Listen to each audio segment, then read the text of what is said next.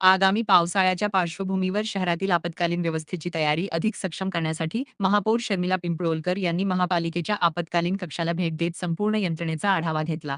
पावसाळ्याच्या कालावधीत नागरिकांना तातडी मदत मिळावी तसेच मुख्यालयासह सर्व प्रभाग समिती स्तरावरील आपत्कालीन कक्ष 24 तास सज्ज ठेवण्याचे निर्देश त्यांनी यावेळी दिले. यावेळी सभागृह नेते हनुमंत जगदाळे, विरोधी पक्षनेते अशरफ उर्फ शानू पठाण, शिवसेना गटनेते पवन कदम, उपायुक्त जी उदयपुरे, मनीष जोशी, आपत्कालीन व्यवस्थापन अधिकारी तडवी तसेच आपत्कालीन विभागातील कर्मचारी उपस्थित होते. महापौर शर्मिला पिंपळोलकर यांनी सांगितले की मान्सून कालावधीत कोणतीही आपत्कालीन परिस्थिती उद्भवल्यास मनुष्यबळाची कमतरता भासता कामा नये.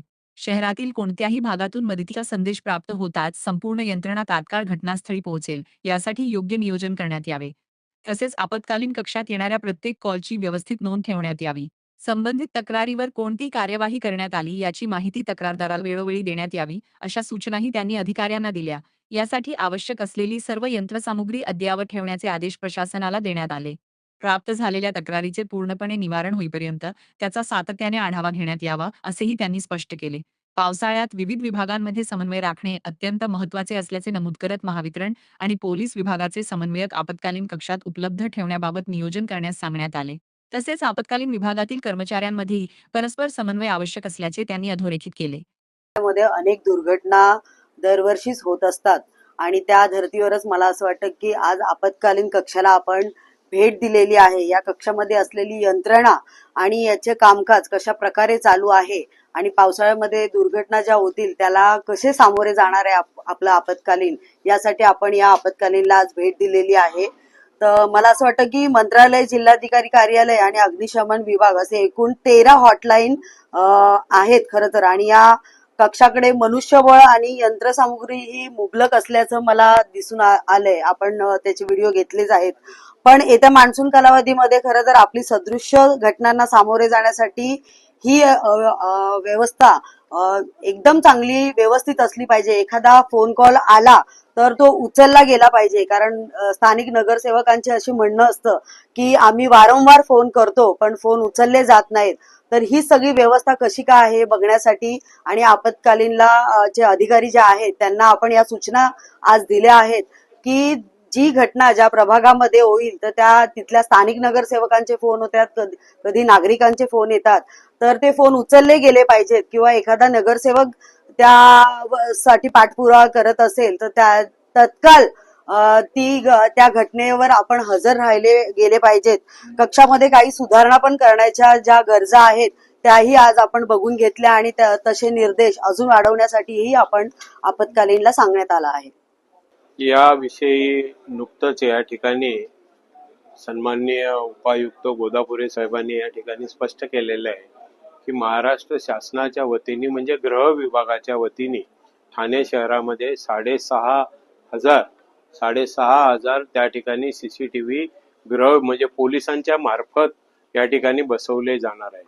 वास्तविक पाहता CCTV बसवणं आणि ती CCTVचं सेंटरवरती त्या ठिकाणी ते चित्र दिसणं म्हणजे अंमलबजावणी होणं, या दोन गोष्टी अतिशय महत्वाच्या आहेत.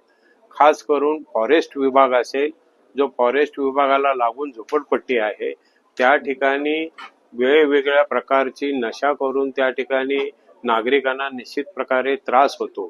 त्याकरिता त्या ठिकाणी CCTV बसवले जातात. पण ते CCTV जर दिसत नसतील तर पुढची कार्यवाही पोलिसांच्या मार्फत होत नाही.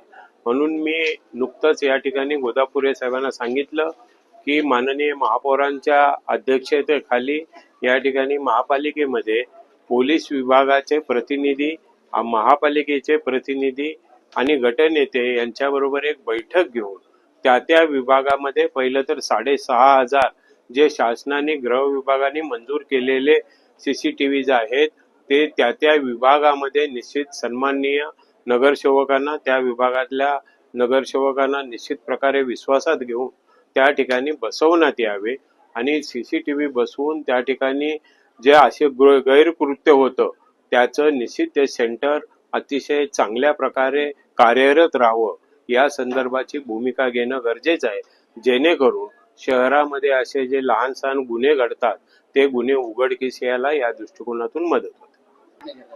आपण निश्चितच या आपत्ती व्यवस्थापन कक्षाच्या बाबतीत आयुक्त महोदयांनी देखील मागील 8 दिवसामध्ये बैठका घेतल्या.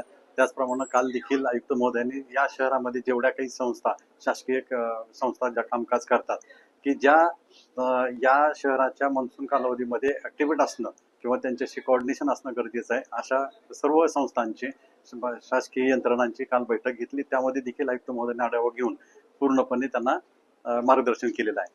हा जो आपत्ती व्यवस्थापन कक्ष आहे तो व्यवस्थितपणे कार्यरत आहे. इथे आपल्याकडे 10 हंटिंग लाईन्स आहेत, त्यानंतर 13 हॉटलाईन्स आहेत, त्यानंतर पुरेसं मनुष्यबळ आहे.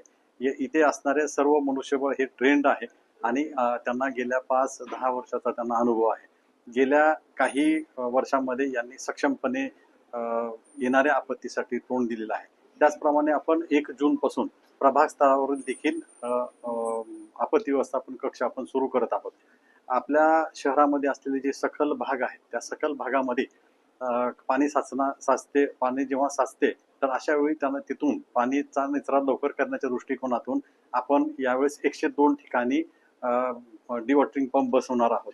त्याचप्रमाणे जे कटिंग आपले ट्री कटिंग जे आहे ती मान्सून पूर्व होण्याच्या दृष्टिकोनातून आपण ते देखील प्रयत्न करत आहोत. सुमारे 7,500 झाडांची छाटणी करणं अभिप्रेत आहे. त्यापैकी 50% ते 60% आता आपली त्याची वृक्ष छाटणी झालेली आहे. 25 मे पर्यंत अशी सर्व वृक्ष छाटणी तसेच नाली सफाई साफ करण्याचे माननीय आयुक्त महोदयांनी निर्देश दिले. त्याप्रमाणे ती पूर्णत्वास येत आहे.